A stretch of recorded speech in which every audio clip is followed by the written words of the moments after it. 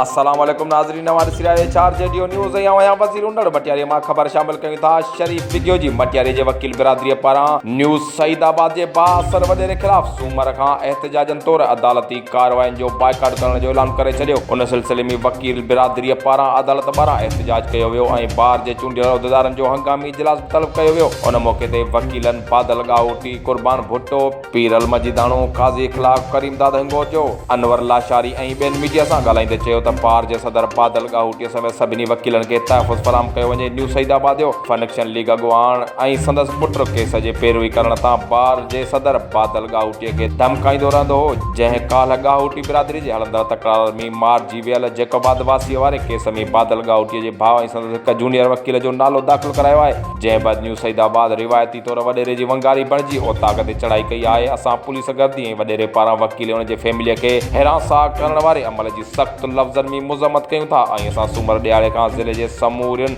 अदालतुनि जे कार्रवाइयुनि जो बाइकाट कयूं था। A4 जेडीओ न्यूज़ में फ़िलहाल एतिरो ई। वधीक ख़बरनि अपडेट्स लाइ ॾिसंदा रहो A4 जेडीओ न्यूज़।